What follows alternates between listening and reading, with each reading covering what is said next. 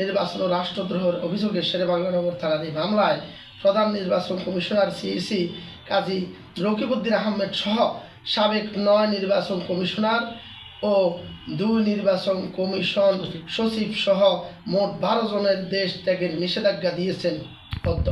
বিগত আওয়ামী লীগ সরকারের সময়ে নির্বাচন কমিশনের সাংবিধানিক দায়িত্ব পালন না করে উল্টা ভয়ভীতি দেখিয়ে জনগণের ভোট ছাড়াই নির্বাচন সম্পন্ন করার অভিযোগে অভিযুক্ত। গত 22 জুন বিএনপি শেরেবাংলা থানায় সাবেক নির্বাচন কমিশনার সহ পুলিশ প্রধান আরও সহ সাবেক নির্বাচন কমিশন সচিব ওনাদের বিরুদ্ধে শেরেবাংলা থানায় একটা মামলা করেন। সেই মামলাটায় রাষ্ট্রদ্রোহ, প্রতারণা, অর্থ আত্মসাতের অভিযোগ আনয়ন করা হয়েছে। এই মামলায়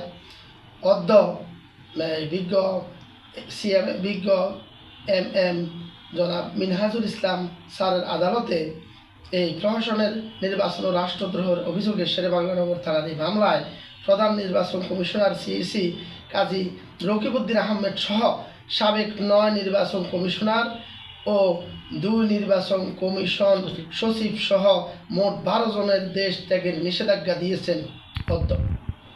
দেশ ত্যাগের নিষেধাজ্ঞা দেওয়া বাকিরা হলেন নির্বাচন commissioner Mohammad Abu Hafiz, brigadier general অবসরপ্রাপ্ত মোহাম্মদ জাবেদ আলী, মোহাম্মদ শাহনেওয়াজ, মোহাম্মদ রফিকুল ইসলাম, কবিতা খানম, ব্রিগেডিয়ার জেনারেল অবসরপ্রাপ্ত শাহাদাত হোসেন চৌধুরী, ব্রিগেডিয়ার জেনারেল অবসরপ্রাপ্ত আহসান হাবিব খান, মোহাম্মদ আলমগীর, মোহাম্মদ আনিসুর রহমান, সাবেক নির্বাচন কমিশন সচিব হেলাল উদ্দিন আহমেদ ও সাবেক নির্বাচন কমিশন সচিব মোহাম্মদ সাদিক। মোট এই 12 জনের দেশ থেকে নিষেধাজ্ঞার আদেশ আদালত মঞ্জুর করেন। এই প্রেক্ষিতে আমরা রাষ্ট্রপক্ষ মাননীয় আদালতকে যে সাবমিশন রেখেছি সেটা সর্বপ্রথম মামলার তদন্তকারী কর্মকর্তা পিবিআই পরিদর্শক সৈয়দ সাজিদুর রহমান এই আবেদন করেন। ওই আবেদনে তিনি উল্লেখ করেন যে এই 12 জন আসামি বর্তমানে পলাতক রয়েছেন। মামলাটি সুষ্ঠু তদন্তের স্বার্থে তাদের বিদেশ গমনের নিষেধাজ্ঞা প্রয়োজন। আমরা রাষ্ট্রপক্ষে মাননীয় আদালতকে যে সাবমিশন রেখেছি সেটা হচ্ছে বিগত আওয়ামী লীগ সরকারের সময়ে নির্বাচন কমিশনের সাংবিধানিক দায়িত্ব পালন না করে উল্টা ভয়ভীতি দেখিয়ে জনগণের ভোট ছাড়াই নির্বাচন সম্পন্ন করার অভিযোগে অভিযুক্ত। তারা যে সময়ে নির্বাচনের দায়িত্ব পালন করেছেন সেই সময়ে বাংলাদেশের মানুষ সত্যিকার অর্থেই গণতন্ত্রের কোনো স্বাদ পায় নাই। মানুষ ভোট কেন্দ্রে যায় নাই, মানুষ ভোট দেওয়ার জন্য চিন্তাও করে নাই, কারণ তারা ভোটের নামে প্রহসনের খেলা মেতেছিলেন। এই নির্বাচন 3টা নির্বাচন পরপর তারা একই সিস্টেমে করেছেন।